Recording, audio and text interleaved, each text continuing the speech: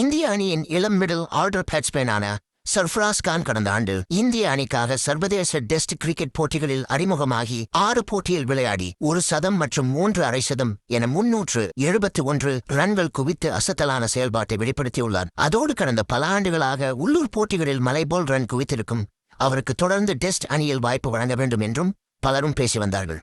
ஆனால் இந்திய அணி நிர்வாகத்தால் தொடர்ந்து நிராகரிக்கப்பட்டு வரும் சர்ஃப்ராஸ் கான் ஆஸ்திரேலிய அணிக்கு எதிரான டெஸ்ட் தொடரிலும் இடம்பெறவில்லை. தனது கூடுதல் உடல் எடைதான் தேர்வுக்கு தடையாக இருக்கிறதோ என்று நினைத்த அவர் உடற்தகுதியிலும் தற்போது பன்மடங்கு மேம்பட்டு மிகச்சிறப்பாக விளையாடி வருகிறார். ஆனாலும் இந்திய அணி நிர்வாகம் அவருக்கு வாய்ப்பினை வழங்க மறுத்து வருகிறது. இப்படி முதன்மை அணியில் தான் இடம் கிடைக்கவில்லை என்றாலும் இந்திய ஏ அணியிலாது அவர் தேர்வு செய்யப்படுவார் என்று எதிர்பார்க்கப்பட்டது. ஆனால் இந்தியாவிற்கு சுற்றுப்பயணம் மேற்கொள்ளும் தென்னாப்பிரிக்க ஏ அணிக்கு எதிரான இந்திய ஏ அணியிலும் அவருக்கு இடம் கிடைக்காதது தற்போது பலரது மத்தியிலும் பேசப்படும் விடயமாக மாறியுள்ளது. ஏனெனில் தென்னாப்பிரிக்க ஏ அணி இந்தியாவிற்கு சுற்றுப்பயணம் மேற்கொண்டு 4 நாட்கள் கொண்ட 2 டெஸ்ட் போட்டிகள் கொண்ட தொடரில் விளையாட இருக்கிறது. இந்த தொடருக்கான இந்திய ஏ அணியில் ரிஷப் பண்ட் கேப்டனாக நியமிக்கப்பட்டு அவரது தலைமையின் கீழ் பலருக்கு வாய்ப்பு வழங்கப்பட்டுள்ளது. ஆனால் வாய்ப்புக்காக காத்திருக்கும் சர்ஃப்ராஸ் கானிற்கு வாய்ப்பு வழங்கப்படவில்லை. இந்நிலையில் இந்த விவகாரம் குறித்து பேசியுள்ள இந்திய அணியின் முன்னாள் வீரரான ரவிச்சந்திரன் அஸ்வின் நிர்வாகத்தை சாடும் வகையில் சில கருத்துக்களை பகிர்ந்துள்ளார். அந்த வகையில் அவர் கூறியதாவது: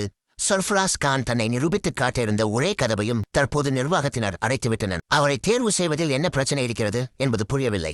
இந்திய ஏ அணிக்காக சுப்பிரமணியம் பத்ரிநாத் பல ஆண்டுகள் கேப்டனாக விளையாடியிருந்தார். ஆனால் அவரை இந்திய அணிக்கு தேர்வு செய்யவில்லை. அதேபோன்று மனோஜ் திவாரியையும் நிர்வாகம் அதேபோன்று ஒதுக்கியிருந்தது. இந்திய ஏ அணியில் பலகாலம் பார்த்து விட்டதால் உங்களிடம் புதிதாக பார்க்க எதுவும் இல்லை என நிர்வாகம் அவர்களுக்கு வாய்ப்பை மறுத்தது. அதேபோன்று சர்ஃப்ராஸ் கானையும் ஒதுக்கிவிட முடியாது. ஏனெனில் உள்ளூர் கிரிக்கெட்டில் சிறப்பாக விளையாடி அவரை தொடர்ந்து விளையாட வைத்திருக்க வேண்டும். ஆனால் அவருக்கான கதவுகளை நிர்வாகத்தினர் அடைத்துவிட்டனர். அவரின் நிலையை நினைக்கும் போது எனக்கு கண்ணீர் வருகிறது. இப்படி இருந்தாலும் அவர் எங்குதான் செல்வார் என ரவிச்சந்திரன் அஸ்வின் கூறியுள்ளது குறிப்பிடத்தக்கது.